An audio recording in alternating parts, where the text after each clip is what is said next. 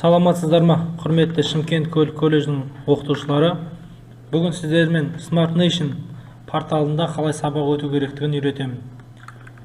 Бүгін менде ТТ1328 тобында материал тану сабағы.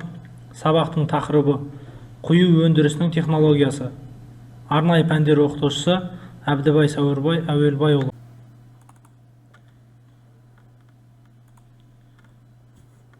Бізге Smart Nation порталына кіру үшін Google Chrome браузері керек болады. Google Chrome браузеріне college-nation.kz деп жазамыз.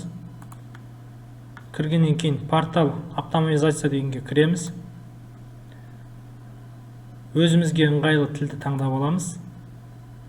Кіру батырмасын басып, логинімізді жазамыз.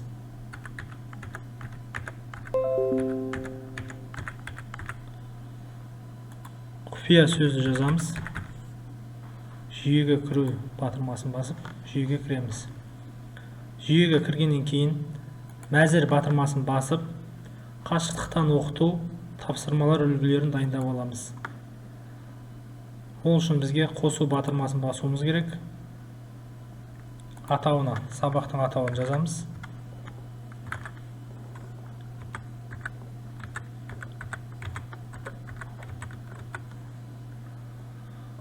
Түріне файлдарды жүктеу және мәтін енгізу түрінде.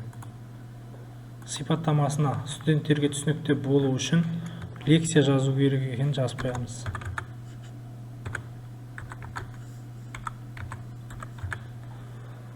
Лекцияларымызды жүктеу үшін қосу батырмасын басып, өзіміздің дайындаған лекциямызды жүктейміз, тіркейміз. Және де мен осы сабақтан презентация дайындаған. Сол презентациямызда қосып қойсақ болады. Ол үшін қосу батырмасын басып, дайындаған презентациямызды тіркейміз.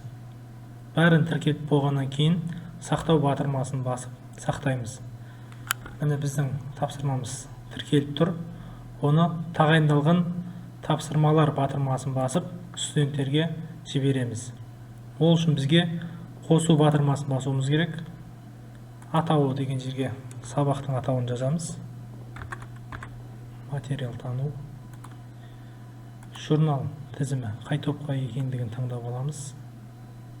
Бізге материал тану ТТ1328 тобына керек. Тапсырмалар материал тану. Аяқталатын уақыты келесі сабақтың күніне қоямыз. Және де 14:00-ге дейін. Барлығы дұрыс болғаннан кейін сақтау батырмасын басып сақтаймыз. Мінекей біздің тапсырмамыз студенттерімізге жүктелді. Және де студенттеріміз осы тапсырмаларды көріп, орындап, кері байланыс жасайды. Кері байланыс бізде хабарламалар мәзіріне келіп түседі.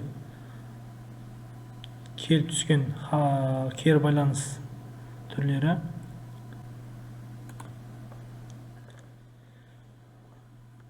келіп түскен хабарламалардың ішінен бағалау үшін,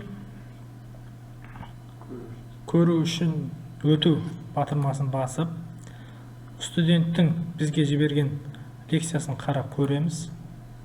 Лекция жазылған. Және де осы студентіміздің еңбегін бағалаймыз. Баға қою, бағалау 4, және де сипаттамасын жазамыз.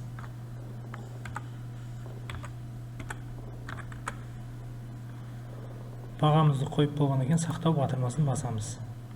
Мінекей біз студентке тапсырма бердік. Студент бізге кері байланыс жасады. Біз студенттің еңбегін бағалап, бағасын қойдық. Осылайша сабақ жүктеледі, баға қойылады. Назар қойып тыңдағандарыңызға рахмет.